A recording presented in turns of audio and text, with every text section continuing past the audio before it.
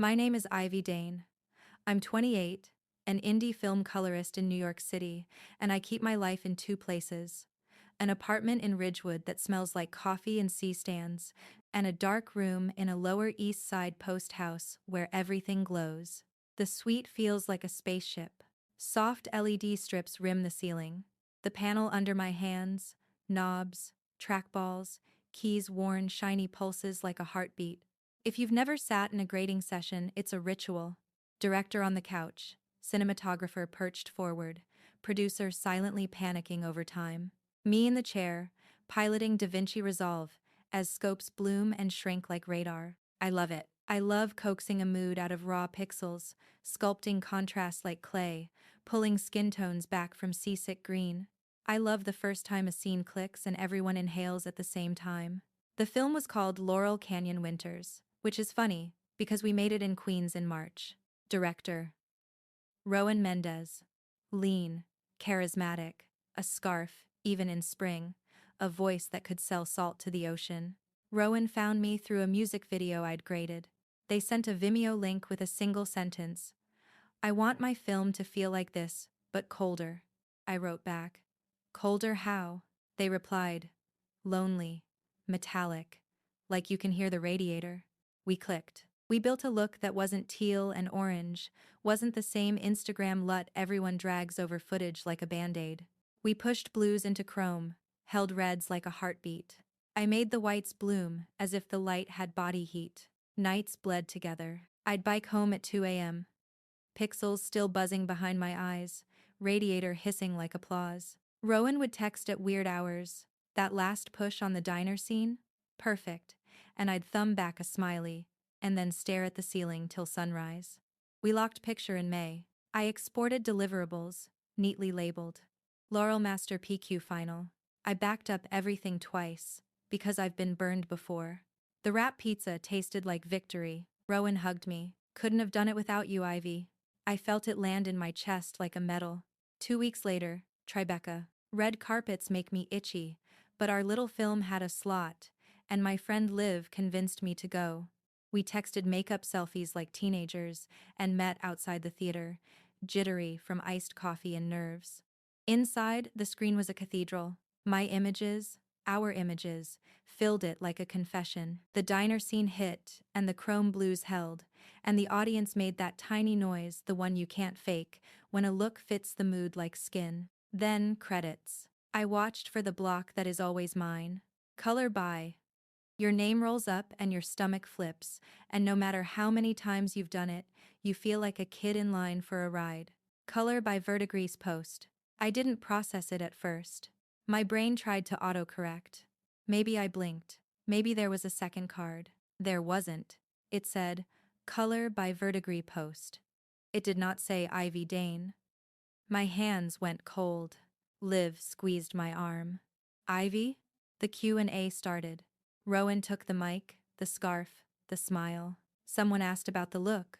Of course they did. "How did you land on that gorgeous cold palette?" Rowan laughed. "We really wanted to channel the city's winter breath," they said. I spent a lot of late nights honing this look, pulling skin out of green, letting blues breathe. The whites bloom, but controlled. The words were mine. Not the idea of cold, no one owns that, but the phrasing. Pulling skin out of green, letting blues breathe. I had written those in an email, midnight delirious, trying to explain a gut feeling in words. My mouth filled with copper. I stood without knowing. I stood. Liv tugged my sleeve, but I was already moving. I caught Rowan in the lobby under a hot bar of light. "Hey," I said. They blinked like I'd surprised them. "Ivy, you came. That makes me so." "Color by Verdigris Post?" I said, flat, because if I put emotion in my voice I'd cry. And the Q&A, those lines were mine. Rowan's smile didn't break. It softened. There's a kind of kindness that feels like condescension wearing perfume. "Ivy, you know how these things go," they said. The finishing was done at Verdigris. We had to move fast. Credits follow contracts. I graded the film, I said. Every scene, every look. Verdigris did the DCP. That's not color. Rowan tilted their head. We collaborated.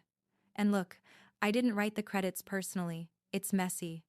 But the look is, it's a director's vision. You understand, right? The lobby buzzed around us. Photographers flashed people who mattered. I stood there, both visible and erased. I left before Liv could catch me. I went outside into the wet June night, and the city felt like it was breathing against my face. I took the F to Delancey and walked to the suite because I didn't know what else to do with my hands. The room was a faithful animal. It hummed when I turned the key. I sat, and the glow made me feel like I still existed. There is a file for everything: emails, contracts, scopes, screenshots. A time-lapse I recorded of the diner scene color pass because I'd wanted to make a nerdy Instagram reel about the process later. I cued the time-lapse. My hands remembered. Lift and gamma and gain dancing in real time, the vector scope tightening like a lens aperture. Anger arrives in stages. Shock is a numb coat. Then heat, then calculation. I opened my email. Credits. I typed to Rowan and the producers, attaching a PDF of our original scope of work, where my name was in 12-point Arial, black and white, no perfume. I kept it simple. This is incorrect. Please correct the credits and all public materials to reflect that I graded the film. Here is my contract. I hit send. It made a tiny whoosh, like a mouse sighing. And for a moment, I felt better. Then my phone buzzed. A Google alert? Yes. I have one on my own name. Judge me pinged with a new article. Rowan Mendez talks, crafting the icy heart of Laurel Canyon winters. I tapped it. There was a pull quote. I knew the look from the beginning, Rowan said. I spent months fine-tuning in the suite. I scrolled and saw stills I had exported before, after pairs I had assembled for internal notes, now living under Rowan's face, Rowan's name. I closed the article. I opened Resolve. I dragged the before, after splits into a new timeline and set them to music. A soft, protective song I used for my reels. I captioned it in a clean font. How I built the cold palette for Laurel Canyon winters. Legal flitted across my mind like a bat. NDAs, deliverables, ownership. But facts are not slander. Process is not theft. I remembered the DM Rowan sent the first week. Take behind the scenes anytime, they'd written. People love watching the magic. My fingers trembled but moved. I recorded a screen capture of me rebuilding one of the film's hero shots from LOG to final. I spoke quietly into a mic. Here's how I desaturated the greens without killing skin, I said. Here's where I let blue flare but kept highlights clean. See this? That breath. My voice sounded steady. My heart didn't. At 3:12 a.m., I exported a clean 1080p video. I wrote a caption. I graded Laurel Canyon winters. This is the look we built. I hovered over the post button. The cursor blinked. My entire career sat on that pixel. My email pinged. A new message. Subject line. Urgent. Non-disclosure and credit language. It was from the film's producer, someone who'd never looked me in the eye in the suite, but could string together legalese like beads. They wrote, per Section 4 of the agreement, contractor shall not disseminate any proprietary materials or BTS content without written approval. Please refrain from posting. Also, credits were assigned per post facility handling finishing deliverables. I reread, contractor. I reread, refrain. My thumb shook. Another ping. A second email, BCC'd to me by someone inside Verdigris, a forwarded chain. Subject. Who's our colorist? Rowan had written, let's keep it unified under Verdigris for now. Simpler story. Simpler story. My face burned. In the suite, the speakers released a low hum like they were trying to calm me. On my screen, my own timeline glowed like evidence. I opened Instagram and TikTok side by side. I set both to private, just in case, to buy myself a repentance window if I freaked out. I cued the video. People love watching the magic, Rowan had said. I wondered if they would love watching the truth. The panel's center trackball reflected my eye like a fish. I saw myself small and round and determined. Behind me, in the glass of the client monitor, a red dot blinked. It was the tiny status LED on the network drive. But at 3:30 a.m., in a quiet suite, it looked like a recording light. My cursor hovered over post. I took a breath long enough to feel it in my toes. The suite lights flickered. It was subtle, a glitch, a hiccup, but the resolve session spun a rainbow for a fraction of a second, and then my timeline name changed by itself. Laurel Reel's Ivy Cut 1 became access denied. I froze. Files I knew like my own veins started to gray out, little lock icons snapping shut one by one. The network volume eject chime popped, cheerful and cruel. A system notification slid into the corner. Admin has changed your permissions. Admin. Rowan? Verdigris? Someone was watching the same blinking cursor from a different room, a different screen, a different night owl's heart. My phone buzzed again. A new DM from an account with 3 followers and no posts. You want credit? Start by checking the backups. Then, the account disappeared. User not found. I stared at the empty chat, the locked timeline, the frozen look I had built for someone else's story. I clicked open my external drive list and found one last volume I hadn't thought about since early days. LCW, Offsite, Bach, 1. I double-clicked. The drive mounted with a sound like a door opening. The offsite drive spun up with a faint, hopeful whir. Folders bloomed like neighborhoods I hadn't visited in months. Proxies, gallery, time-lapses, autosaves. My fingers knew where to go before my brain did. I opened time-lapses. There they were, my screen captures of builds, node trees folding and unfolding like origami. Each file had my naming ticks, all caps, underscores, date at the end, like a license plate. I clicked one, a hero shot from the diner, LOG to base correction, skin isolation, teal suppression, blue flare, silver halation simulation. I watched myself work from 2 months ago, my cursor moving with muscle memory.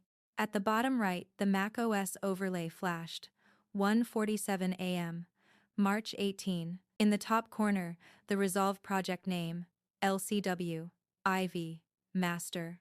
You can't fake that, not easily, not believably. I felt my breath slow. Evidence is a sedative. It doesn't make you less angry, but it makes your anger dense, like it can hold weight. Okay, I said to the empty suite. Okay. New message. Live. Home? I typed back. Sweet. Come? She replied with a skull emoji, and, on my way with bagels. I kept digging. Gallery held my stills. In each DPX, metadata glowed like a quiet truth. Graded by Ivy Dane, last modified, March 22. There were scribbled notes in the sidecar files, the kind I write to myself. Remember to push cyan in Windows 03, hold white at 95 to keep breath, my weird little shorthand. Then I opened autosaves. It was a graveyard and a gold mine. Resolve had saved versions every 20 minutes, like a nervous friend. LCW, Ivy, Master, 2, 13, 1000, 540, 1610, 1630. Autosaves embed user IDs, every one of them stamped with mine. And buried in the stack, a single outlier from an hour I didn't recognize. LCW, Master, Verdigris, 5, 1, 1120. I double-clicked. The project opened with a brittle lag, like a door that hadn't been oiled. The node tree was familiar, but it was simplified. My labels were gone. Where I write skin, ISO, and diner neon, the nodes were renamed Node 01, Node 02, like someone had wiped the fingerprints. But there was a folder in the gallery called Ivy Leaf. I always mark my hero frames that way. A tiny superstition, an ivy leaf emoji next to my favorite stills. They'd missed one. They'd tried to erase me and left the ivy vines. I took screenshots. Not the image itself, faces, frames, those could be legally squishy, but the metadata panes, the project properties, the user log, dates, times, user IDs. Data is a spine. The suite door opened and Liv backed in with a paper bag and 2 iced coffees like a circus act. I brought sesame, poppy, and confrontation fuel, she said, and then she saw my face. You found something. I showed her the autosaves. I read her the producer's email. I played the time-lapse, and we both watched silently as past me turned gray footage into chrome blue sadness. Liv chewed slowly. That interview is everywhere, she said. People are sharing it. My cousin in Austin sent it to me like, wow, this look. I wanted to throw my phone into the Hudson. I can't unpost their press, I said, but I can post the truth. Legal? She asked. Legal, I said, and dialed Tamsin. Tamsin is a friend of a friend. IP attorney. Quiet voice, iron backbone. We'd met once at a bar, where she'd lectured me on watermarking like it was flirting. She answered on the second ring. Ivy, you okay? I summarized fast. Credits, Q&A, admin permission locks, the drive, the autosaves, the urge to post. Listen, she said, and I pictured her sitting up in bed, glasses on. You're walking a wire, here's the balance pole. I opened notes and began typing. You cannot post raw frames from the film, she said. Even if you graded them, the footage is theirs. But you can post your process in abstract node graphs, scopes, timelines with personally created mock frames or redacted content. You can show metadata. You can show a screen recording where the source is redacted but the resolve interface is visible. Like blur the image area, I said, but keep the scopes and nodes. Exactly. Also, your time lapses are yours if they don't display the image content. If they do, crop. And this is key, you can assert authorship without claiming ownership. I graded is a fact. I own is a fight you don't need. What about the interview? I asked. Do you have those emails? She asked. Yes. Then you can file a polite but firm copyright notice with the outlet. You're not DMCA striking the film. You're asking the outlet to correct misattribution. Simpler, less nuclear. She paused. Last thing. Screenshot the lockout and the admin change. That matters. It suggests retaliation. Save everything. Multiple places. I looked at the mounted offsite drive and patted it like a cat. Already paranoid. Ivy, Tamsin said, softer. You're not paranoid. You were erased. There's a difference. When we hung up, Liv slid me a sesame bagel like a communion wafer. So, what's the plan? What's the plan? I wrote it in steps like a grade. 1. Redact image area. Showcase nodes, scopes, metadata. 2. Cut a short before, after using public B-roll I shot of my own test footage that mimicked the look, no film frames. 3. Post a how I built the cold palette explainer with timestamps and project names visible, but faces blurred. 4. Email the outlet with my evidence, ask for correction. 5. DM colorist forums and communities with the process. Framefiend, Color House, the Discord, where DITs gossip and rescue. 6. Send a certified letter to Verdigris and the producers asserting credit per contract and attaching screenshots. Liv nodded. Add step 7. Block Rowan on your heart. I don't have that setting, I said, and hated that it was true. I set up my screen capture with a blur mask over the viewer. I recorded my hands, rebuilding the diner scene, using my own test clip. A shot of my kitchen sink at midnight, steam rising like winter breath. I talked softly. This is where I isolate skin, I said. Look at the vector scope. See how I pull it out of green? That phrase matters to me. I wrote it months ago because it felt like rescuing a person from seasickness. I cut in my time-lapse corner, date stamps visible, resolve project names peeking like watermarks. I zoomed on the metadata pane where user Ivy Dane seemed to glow. Then, I made a second video, shorter, punchier. 3 signs a cold palette breathes and not suffocates. Tip 1. Keep whites under bloom so breath feels warm against cold. Tip 2. Cyan suppression, not green hatred. Tip 3. Let blue flare in windows, but anchor shadows, so it doesn't drown. Liv watched, eyes wide. This is good TV, she said. Like I don't even understand scopes, and I want to fight someone. I set the videos to private. I added captions that were clean and unaccusatory. I graded Laurel Canyon winters as contracted. Here's my process. Credits currently misstate authorship. Seeking correction. My phone buzzed with a new email short, infuriating. From Vertigree. We appreciate your contributions. Credits reflect facility policy. Facility policy, my whole body said. Like a rash. Another ping, a DM from an account named at Nocturnanode. Don't fight them in the lobby, fight them in the metadata. I typed, who are you? The dots popped and vanished. No answer. I scheduled the posts for 10:02 a.m., industry scroll hour, when board producers ride the train and pretend they invented taste. Liv leaned back. Is this going to end your career or start it? She asked. Yes, I said. We were about to leave when my laptop chimed with an airdrop request. A file named Vertigris, LUT, PAC, 2025, zip, from Guest Mac. Liv and I looked at each other. Guest Mac from where? She whispered, like the suite might answer. I accepted. The zip bloomed into a folder of cube files with names like Winter, Breath, Cube, City, Chrome, Cube, LCW, Director, Cube, and one called Ivy, Breath, Final, Cube. I clicked it open in a text editor. LUTs are math poems. This one had a header comment, created by Ivy Dane, 3/19, modified by Armendez. My heart stuttered. There was a readme too. LUT pack assembled for Rowan Mendez Press and future projects. They had turned my look into a product.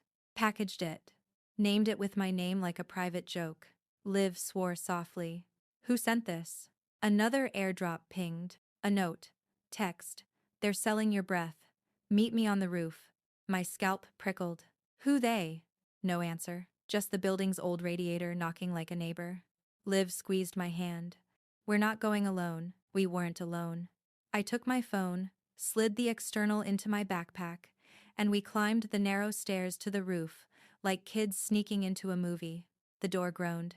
The city lay flat and humming, water towers like chess pieces. A person stepped from behind a vent, hoodie up, curls escaping, eyes tired and too alert. They looked younger up here than they did under Vertigris's fluorescent lights. I'm Noor, they said. I'm a junior at Vertigree. I knew the name from emails. I maintain the gallery, Noor said. I copy projects to the facility template, and I watch directors try to edit history. They held up a thumb drive between two fingers like a white flag. This has billing logs, the LUT pack, and Slack exports. You didn't hear it from me. My mouth went dry. Why help me? I asked. Noor's mouth tilted. Because I'm a colorist, not a ghostwriter. A wind pushed at our clothes. Noor glanced at the door. They know you're posting in the morning, they said. They scheduled their own drop for 9. What drop? I asked. A Vertigris Mastering the Cold Look webinar, Noor said. Hosted by Rowan. The thumb drive was still hanging between us. Silver in the street glow. I reached for it. Below us, a siren wound up slow. On my phone, a new notification popped from an unknown number. Take that drive and you'll need more than bagels. The roof door clicked behind us like a tongue. The click of the roof door froze all of us. For a second, no one moved. The city hummed beneath, traffic lights pulsing like slow heartbeats. Noor's hand tightened on the thumb drive. Liv whispered. That wasn't the wind. Footsteps. Careful. Slow. Deliberate. Not running listening. Someone was up here with us. I motioned for Liv and Noor to stay low behind the old vent. The rusted metal scraped against the gravel as we crouched, holding our breath. The door creaked open wider. A slice of light from the stairwell stretched across the roof like a blade. A silhouette stepped out broad shoulders. Beanie, the glow of a phone screen lighting half his face. Vertigree security. I recognized him from the building lobby, same guy who always gave me that, you again? Look when I came in late. He wasn't looking for a lost cat. He scanned the roof like someone told him something was up here worth finding. Noor mouthed, they monitor Wi-Fi. Which meant the airdrop hadn't been invisible. Someone inside saw the exchange. Liv tugged my sleeve, whispering, Ivy, plan? Stay down, I mouthed. Security's flashlight beam swung, caught the edge of the vent, then passed. He muttered something into his radio. No visual yet. Roof clear, wait. The flashlight froze. Right on Noor's backpack, where a corner of silver glinted the drive. He took 2 steps toward us. I didn't think. I acted. I grabbed the drive from Noor, stood, and walked out from behind the vent with my best fake confident smile. Hey, I said, waving awkwardly. Sorry, I was just getting some air. The suite's hot. He squinted. The suite's closed, ma'am. Yeah, I said. I work here. Colorist. Just wrapping up. He eyed me, then the drive in my hand. Backups. I lied. My reel. You know how it is. He hesitated, like he was deciding whether to care. Then his radio buzzed. Forget the roof. Downstairs needs you. Client's waiting. He sighed, muttered something, and headed back to the door. Before he left, he said, Careful up here. Cameras aren't supposed to catch employees after hours. The door shut. We stayed still until the echo faded. Only then did Noor exhale. Jesus, they said. You've got guts. Mostly panic, I said. My hands were shaking. Liv grinned weakly. I looked at the thumb drive, glinting in my hand. Let's see what's worth risking a security visit. Back in the suite, the hum of the monitors felt like a pulse under our ribs. I plugged the drive in. Folder after folder appeared. Verdigris, logs, LUT, pack, Slack, export, invoices. Liv whistled. They really labeled it like a villain's hard drive. I opened the first folder, invoices. Each line item listed, who got paid for what. There it was. Project. Laurel Canyon Winters Color Correction Contractor. Ivy Dane amount. $3,200, paid. Then another, dated 2 weeks later. Project. Laurel Canyon Winters, color revision and LUT development artist. R. Mendez amount. $6,500. My mouth went dry. They billed twice. Once under my name, then again under theirs for the same work. They literally sold my look back to the studio. I clicked open LUT, pack. Inside were 20 different LUTs, each one clearly derived from my master file. Slight tweaks, renamed and repackaged. One folder stood out, Verdigris, commercial, release. Inside, a PDF proposal. Header. The Laurel LUT Collection by Verdigris Studios. Marketing copy bragging about the signature icy blue look, handcrafted by director Rowan Mendez and the Verdigris team. Liv muttered, Oh my God, they're selling your breath like perfume. I opened one of the LUTs in a text editor, and there, like a scar, were my initials again. Number.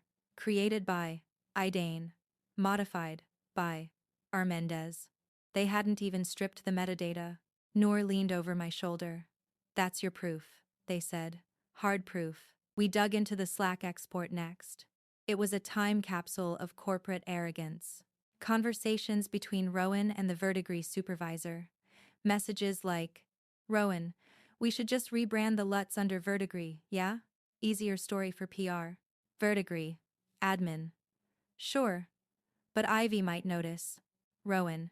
If she posts, we'll just hit her with NDA language. She'll back down. Liv's hand curled into a fist. They actually wrote that? Noor nodded grimly. They never think interns read logs. I copied the messages into a new document, along with the invoice scans, the LUT headers, and the timestamps. It wasn't just a credit issue anymore, it was theft. The kind you can prove. I backed everything up onto 2 drives, plus my cloud account, plus an encrypted copy. Noor helped me set up. If they came for one, the others would live. Noor looked at the clock. It's 4:17 a.m. Rowan's webinar goes live in 5 hours. Then we go live first, I said. Liv grinned. You mean public? Yes, but carefully. Tamsin's rules. At 7 a.m., I walked home through a dawn that felt half real. The city was still gray, but I saw color everywhere, tiny things my brain had ignored before. The pink haze on metal, the greenish cast of tired neon. My phone vibrated with a message from Rowan. Heard you've been asking around about credits. Can we talk before you do something you'll regret? No greeting, no apology, just control disguised as concern. I didn't reply. Instead, I opened my editing software and built the video, the one I'd almost posted before. But this time, I added the receipts, the metadata, the LUT headers, the Slack messages scrolling in the background like a slow reveal. I blurred all faces and frames. Voice calm, hands steady. This is what authorship looks like in color, I said into the mic. Every number, every line of code, every timestamp tells a story. Sometimes, the story is who tried to erase you. I kept it short, 2 minutes. Polished, subtle, no accusation, just truth that anyone in post-production would recognize immediately. I titled it, When Your Work Speaks Louder Than Credits. Liv scheduled the upload for 8:55 a.m., 5 minutes before Verdigris's Mastering the Cold Look webinar. At 8:56, the video went live. Within 3 minutes, Color House Discord lit up. Is this about Laurel Canyon winters? Those node graphs are identical to Verdigris's webinar promo. Wait, she's the one who really graded it? By 9:10, Reddit threads were forming. Number Who Colored LCW started trending on Twitter. Someone slowed down Rowan's old interview and spliced it next to clips from my tutorial, the phrases identical. Pull skin out of green. Let blues breathe. By 9:22, Verdigris's webinar experienced technical difficulties. The stream never resumed. Noor texted, "They're panicking."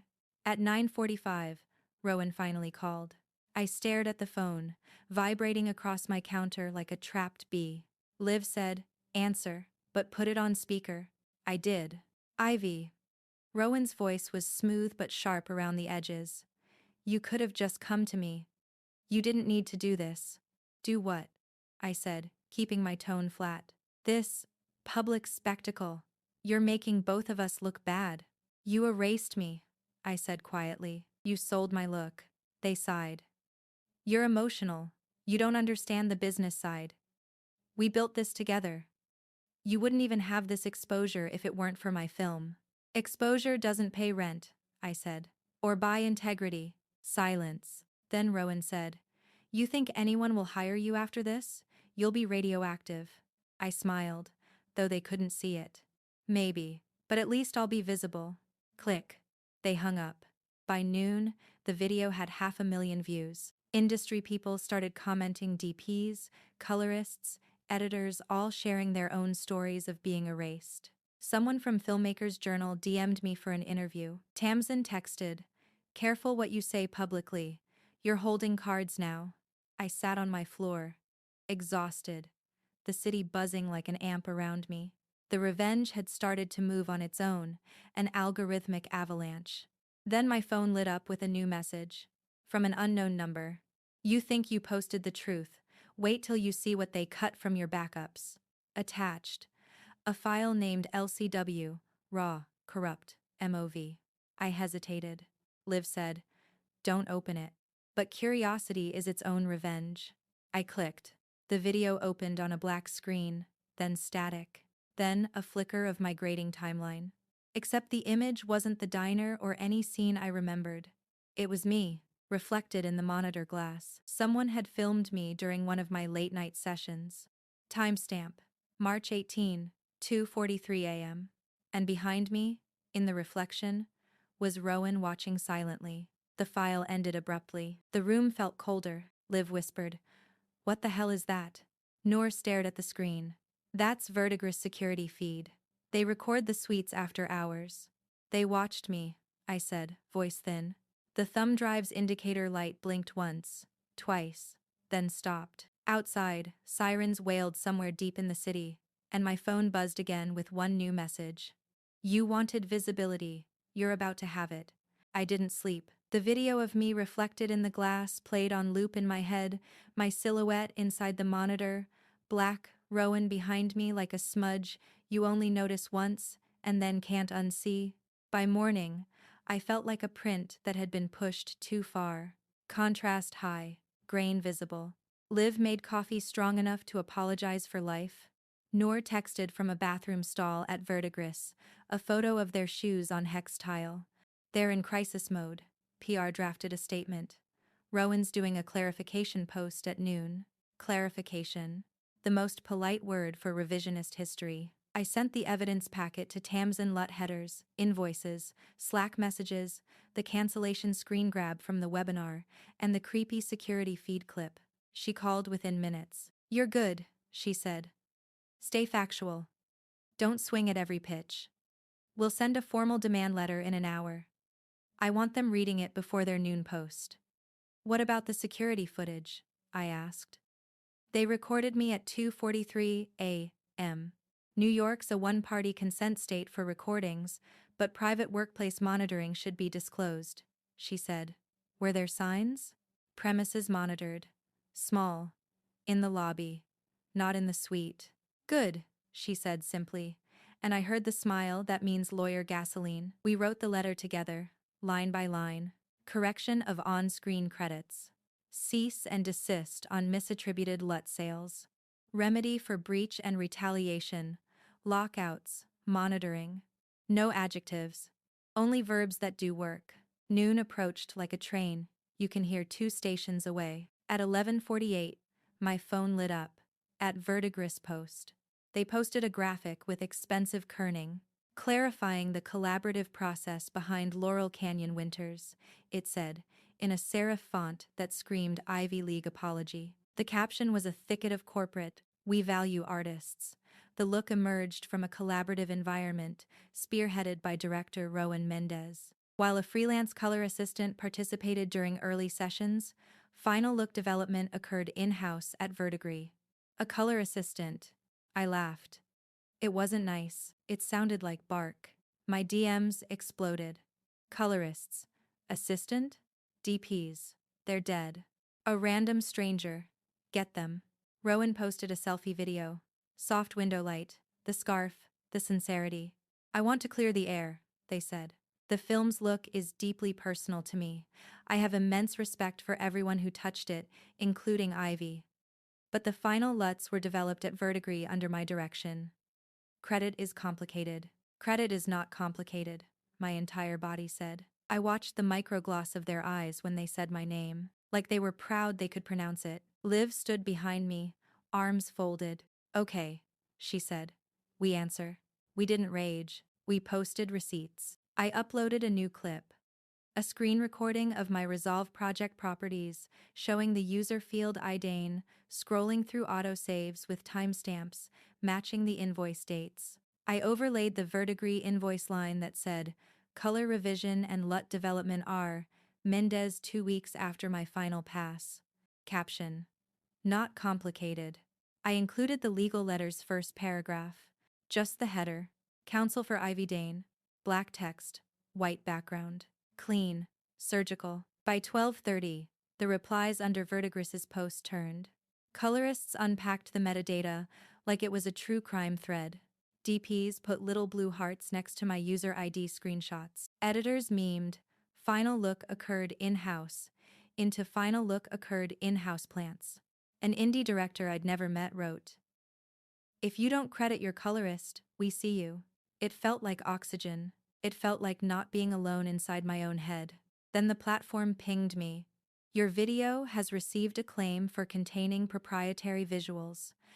They had filed a takedown on the metadata clip. Not images, not frames. Metadata. I appealed immediately. Attached the exact same footage with the viewer area blacked out like a censor bar on a magazine. Facts aren't proprietary, I typed. Timecodes aren't trade secrets. While the appeal went into a machine queue that eats souls, I opened the thumb drive again and dragged the Slack export into a text filter. I searched for my name, Ivy. It lit up the screen like someone had fired a stapler into it. Verdigris, admin. We'll scrub her name on the templates. Rowan. We'll honor the spirit. Just, the press needs a single mouth. A single mouth. The words pinballed around my skull. I clipped that line, put it over a stock shot of a mouth zippering shut, then scrapped it. Petty is a seduction. Precision is revenge. Noor texted. They're preparing a doc dump. What kind?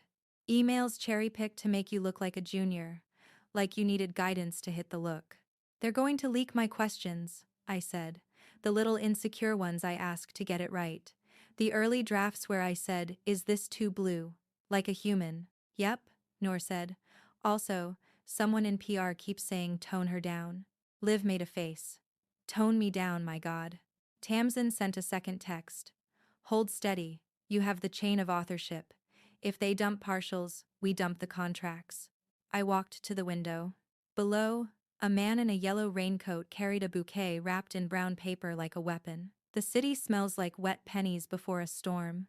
At 1:18, Verdigris's doc drop went live. A downloadable PDF titled Clarifying Credits, Process Notes. They'd redacted names but inconsistently. My initials, I, D, peeking out like teeth under a bad blur. Inside were emails with my "Can we try darker?" and "Does this feel too cold?" and "I'm worried we're losing the actor's warmth" comments circled in red like bloopers. Usernames on the resolve screen caps in their packet read, Verdi, admin, none showed me. Convenient. I posted a single image in answer. My signed scope of work. Colorist, Ivy Dane. And the clause that said, facility credit shall not replace individual credit. No color, no jokes. Just the clause. Caption.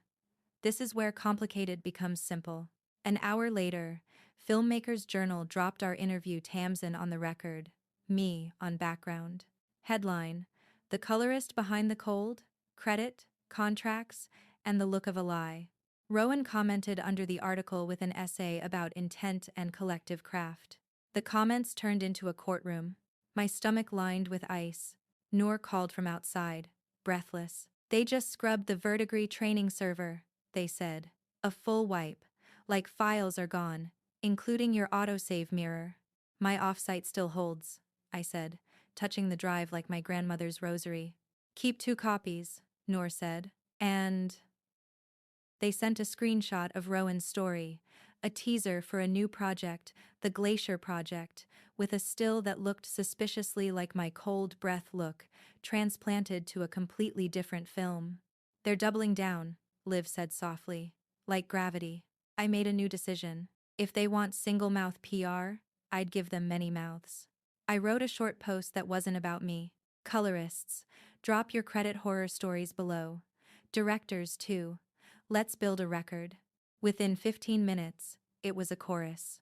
Stories like mine, worse than mine, some with names, some anonymized. People who had lost credit, lost money, lost sleep, lost faith. It felt like watching a city light up block by block. At 4:03, a courier knocked. Small man, calm eyes, envelope with my name printed too clean. TRO, he said, temporary restraining order. You've been served. He left because couriers are clinical angels. Tamsin answered my call on the first ring. They're trying to gag, she said. Let me read. I slit the envelope with a butter knife. The paper was thick like it could carry shame. The order said I was to refrain from publishing proprietary material related to Laurel Canyon winters, including, but not limited to, look development methods, metadata screenshots, and project naming conventions. Project naming conventions. I laughed again. One ugly burst. What do I do? I asked. Breathe, Tamsin said. This is temporary. We'll fight it. You comply minimally while we file a response. We'll reframe this as whistleblowing and authorship protection. But do not take down what's already up until I say so. Liv paced. Noor swore softly, reverently. My phone buzzed with a calendar invite. Subject. Discussion with Rowan, plus, verdigris path forward. Location. A chic cafe in Soho that pretend loves artists and actually loves investors. Time, 6:30 p.m. Optional note, come ready to be reasonable. Reasonable. I pressed my tongue to my molar until I tasted the metallic edge of my own patience. Go, Tamsin said, with a witness. Record yourself if the cafe allows, and bring a printed list of demands so they can't misunderstand later. I want my name on screen, I said, not in a tweet, not in a footnote, on the film. You also want the LUT pack pulled and a statement acknowledging you as the colorist, she said. And fees. Back pay for their resell. Ah. And a public commitment from Verdigris to list individual artists in all credits moving forward, Liv added. She looked at me. Use the moment to build a rule. I printed the list in 24-point type. Credit. Correction. Cessation. Compensation. Commitment. I'm a colorist. I like 5 pillars. I changed into a black blazer that made me look like I could afford my own opinion. Noor handed me the original thumb drive like a talisman. Don't plug this into any of their machines, they said, air-gapped. If they ask for proof, you show screenshots on your phone. We stepped into the wet evening. Subway breath, taxi hose sprays, the city turning itself toward night. At the cafe, the host looked me up and down like I was a miscast extra. They led us to a back table. Rowan was already there. Verdigris's PR director sat beside them, a woman with cheekbones and a pen that looked expensive. Rowan stood, smiling like we were old friends meeting after a movie. Ivy, they said. Their scarf was navy tonight. Their eyes were the exact blue I pushed into shadows. We did not hug. I set my printed list on the table. Here, I said. So no one misremembers. The PR director smiled with all her teeth. We're here to find a path forward that preserves everyone's dignity, she said. So am I said. Start with mine. Rowan folded their hands. We're willing to add your name to the online credits and festival listings. We can't alter the DCP's post-festival, but you can, I said. It costs money. You have money. All right, PR said smoothly. We'll explore that. In return, you'll agree to refrain from inflammatory posts and hand over any materials obtained improperly. It is proof times pround. Noor laughed. It sounded like a tiny glass chime. You want the thumb drive, they said. Rowan's smile thinned. That drive is company property. No, Noor said. It's a copy of receipts about my labor and her authorship. Company property is a different folder. PR's pen scratched like a tiny snake in the silence. Rowan tried a different angle. This has gotten out of hand, they said quietly. It's hurting the work. The work is what made this matter, I said. You said the look was your breath. It was mine. Their eyes flashed. There you are, I thought. Not the scarf. The person who wrote, single mouth. PR slid a paper across the table. A draft statement.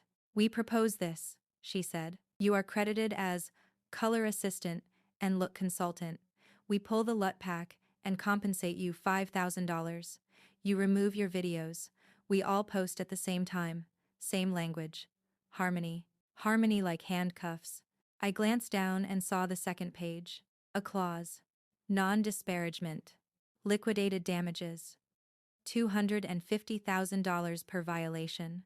I looked up. No, I said. The air went sharp. Rowan leaned forward. Be reasonable. I sat back. Here is my reasonable. I slid my list across. Credit on screen. Pull and destroy LUT pack. Statement. Acknowledging me as colorist. Compensation at market rate for LUT sales. Plus penalties. Verdigris policy change. And, I added, a recorded public conversation between us about credit in post. Not a fight. A resource. PR's smile didn't move, but her eyes did. They narrowed like two tiny apertures. Rowan stared at me like they were regrading a scene they thought was locked. You think you can force us, they said. With posts. No, I said. With the truth, and with everyone who's tired of being a footnote. PR's phone buzzed.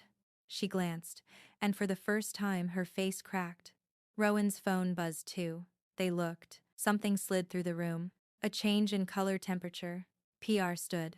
We're done here. Rowan gathered their scarf.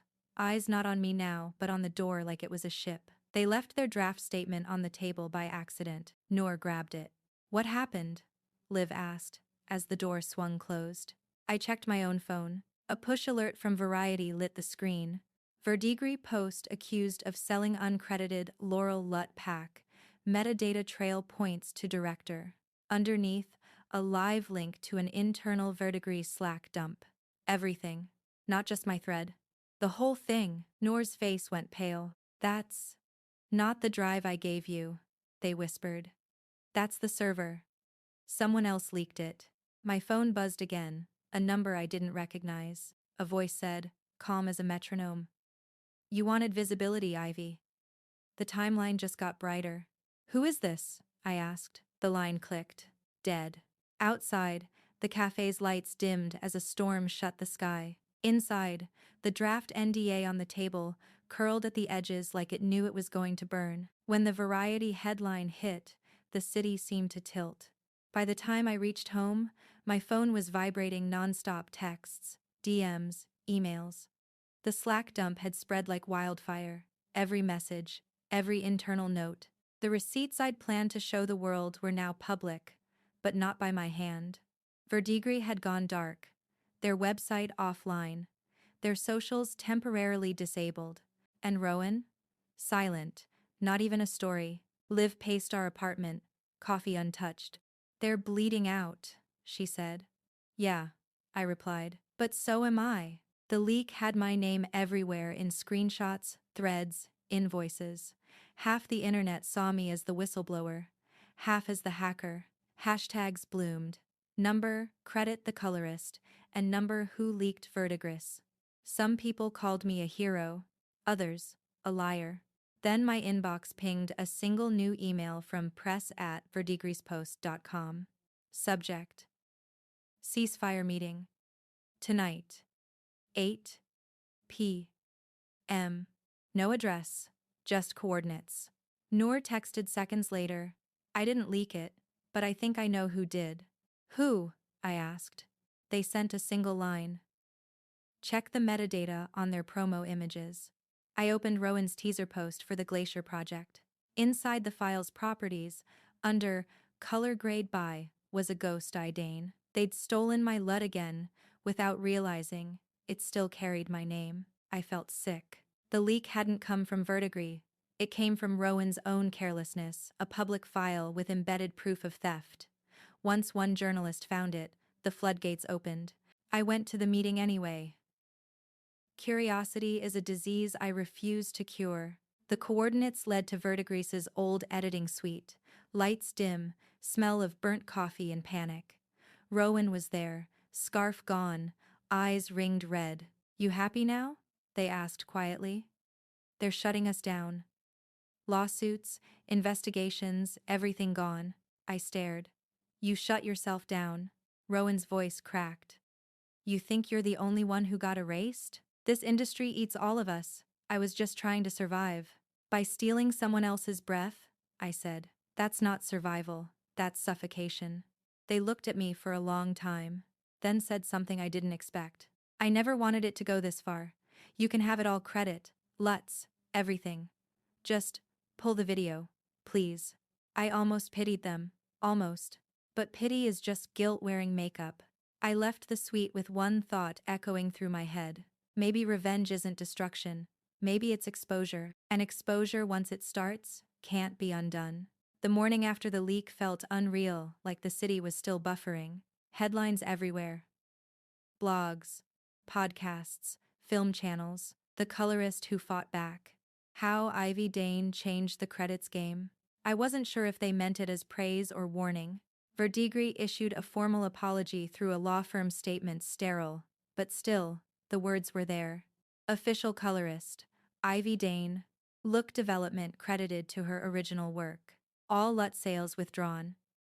That should have felt like victory. But my hands still shook every time I opened my email. Agents, journalists, strangers, wanting me to grade their student film in your signature cold look. They didn't understand the look was born out of pain. Noor visited that night, exhausted but smiling. You did it, they said. No, I said. We did. Liv raised a toast with takeout wine. To being visible, she said. I laughed. And to backups. But when they left, the silence returned. The hum of my grading monitor filled the room, familiar and strange at once. I opened a new project, blank timeline, black viewer. For a long time I just sat there, staring at nothing. Then I loaded a clip I'd shot myself sunrise over the East River, pale gold light catching steel and mist. I started to grade. instinctively pulling warmth where cold used to live. My fingers slowed. No teal, no chrome, no revenge. Just light. Honest and clean. Because the truth is, revenge doesn't color your life, it drains it, until you decide to start painting again. A month later, I got an email from a festival coordinator. They wanted me to join a panel on credit, authorship, and integrity in post-production. I said yes. When I walked onto that small stage in Brooklyn, the audience wasn't huge, just filmmakers, editors, colorists, people like me, people who knew what it meant to be invisible. I told them the story not to relive it, but to archive it, to make it harder for the next Rowan to exist. I used to think color was about control, I said. But it's really about trust between artists, between truth and the person shaping it. Pause. Breath. And when someone steals your light, the best revenge is to build something that outshines them. Applause rose like the sound of a reel spinning. Warm, imperfect, alive. Later, walking home, I passed a theater. Laurel Canyon Winters was playing again this time. My name glowed under the title, Color by Ivy Dane. I didn't stop to take a photo. I just smiled, tucked my hands in my pockets, and kept walking. The city lights shimmered on wet pavement, blue and gold, balanced at last.